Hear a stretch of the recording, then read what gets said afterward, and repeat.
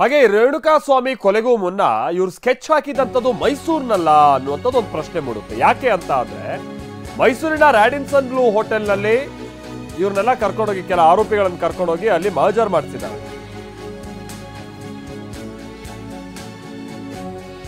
ನಾಗ ಹಾಗೆ ಲಕ್ಷ್ಮಣ್, ನಾಗ ಗೊತ್ತಲ್ಲ, ನಾಗ ಅಲಿಯಾಸ್ ನಾಗರಾಜ್.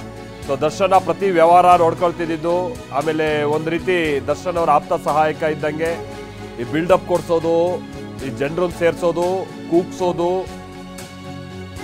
ಒಂದು ಹಂತದಲ್ಲಿ ಕೆಲವ್ರ ಹತ್ರ ಗಲಾಟೆ ಮಾಡಿಸೋದು, ಇದೆಲ್ಲ ಕೂಡ ಮಾಸ್ಟರ್ ಮೈಂಡ್ ಇದ್ದಿದ್ದು ಈ ನಾಗನೇ. ಇಲ್ಲೂ ಕೂಡ ಹಾಗೆ ನಾಗ ಹಾಗೆ ಲಕ್ಷ್ಮಣನ್ನ ಕರೆತಂದು ಮೊನ್ನೆ ಪೊಲೀಸರು ಸ್ಥಳ ಮಹಜರ್ ಮಾಡಿದ್ದಾರೆ. ಅಂದ್ರೆ ರ್ಯಾಡಿನ್ಸನ್ ಬ್ಲೂ ಹೋಟೆಲ್ನಲ್ಲಿ ಈ ಬೆಂಗಳೂರಲ್ಲಿ ಈ ತರನಾದ ಮರ್ಡರ್ ಮಾಡೋಕ್ಕಿಂತ ಮುನ್ನ ಇವರೆಲ್ಲ ಮೈಸೂರಿನಲ್ಲೇ ಹೀಗೆ ಪ್ಲಾನ್ ಮಾಡಿದ್ರು ಅನ್ನುವಂಥದ್ದು ಗೊತ್ತಾಗಿರುವಂತ ಸಂಗತಿ. ಈ ಕಾರಣಕ್ಕಾಗಿನೇ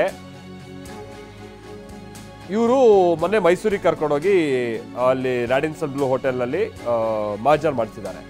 ಮೈಸೂರು ಅಂತ ಇದ್ದಾಗೆ ಈ ಸಂದೇಶ್ ನಾಗರಾಜ್ ಅವರಿಗೆ ಸಂಬಂಧಪಟ್ಟಾಗಿನ ಹೋಟೆಲ್ ಪ್ರಿನ್ಸ್ ಏನೋ ಹೋಟೆಲ್ ಇದೆಯಲ್ಲ, ಆ ಹೋಟೆಲ್ನಲ್ಲೇ ಇವ್ರು ಇರ್ತಾ ಇದ್ದಿದ್ದು ಮುಂಚೆ.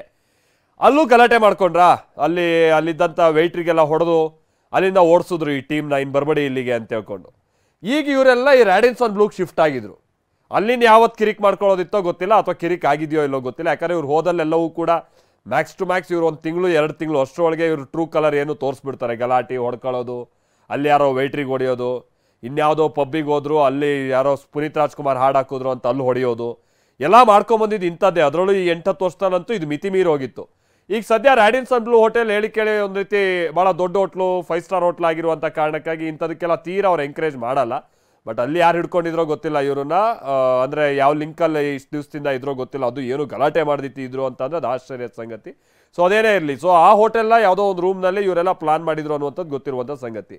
ಸೊ ಇದರಲ್ಲೂ ಈ ದರ್ಶನ್ನ ಭಾಳ ಆಪ್ತರು ಅಥವಾ ಹತ್ತಿರದಿಂದ ನೋಡಿದಂಥವ್ರಿಗೆ ಈ ನಾಗರಾಜ್ ಇವರೆಲ್ಲ ಭಾಳ ಗೊತ್ತಿರುತ್ತೆ. ಇವ್ರು ಕೊಡೋ ಬಿಲ್ಡಪ್ಪು, ಆತ ಬೇರೆಯವ್ರನ್ನ ಟ್ರೀಟ್ ಮಾಡುವಂಥ ರೀತಿ, ಇದೆಲ್ಲ ಮೇಲಿನ ಮೇಲೆ ಈಗ ಭಾಳ ಸಂದರ್ಭದಲ್ಲಿ ಭಾಳ ಮಂದಿ ಪ್ರಸ್ತಾಪ ಮಾಡ್ತಾ ಇರುವಂಥದ್ದು ಸಂಗತಿ. ದರ್ಶನ್ ಕಟೌಟ್ ಎಷ್ಟು ಎತ್ತರದಲ್ಲಿರಬೇಕು, ಅದಕ್ಕೆ ಯಾರು ಹಾಲು ಹಾಕಬೇಕು, ಅದಕ್ಕೆ ಯಾರು ಕುರಿ ಕಡಿಬೇಕು, ಸೊ ಈ ಥರದ್ದೆಲ್ಲ ಪ್ಲಾನ್ ಮಾಡ್ತಾ ಇದ್ದಂಥದ್ದು ಇದೇ ನಾಗರಾಜ್. ಆಮೇಲೆ ಇಲ್ಲದೆ ಇರುವಂಥದ್ದನ್ನೆಲ್ಲ ದರ್ಶನ್ ಅವರಿಗೆ ತಲೆಗೆ ತುಂಬಿ ಇಲ್ಲದೆ ಇರುವಂಥ ಗಲಾಟೆ ಮಾಡಿಸೋದಕ್ಕೂ ಕೂಡ ಇಂಥದ್ದೇ ಟೀಮ್ ಅವರು ಸುತ್ತಮುತ್ತ ಚೆನ್ನಾಗಿ ಕೆಲಸ ಮಾಡ್ಕೊಂಡಿತ್ತು. ಬಟ್ ಕೇಳೋ ಬುದ್ಧಿ ಎಲ್ಲಿ ಹೋಗಿತ್ತು, ಅದಿಲ್ಲಿ ಬರುವಂಥದ್ದು ಪ್ರಶ್ನೆ.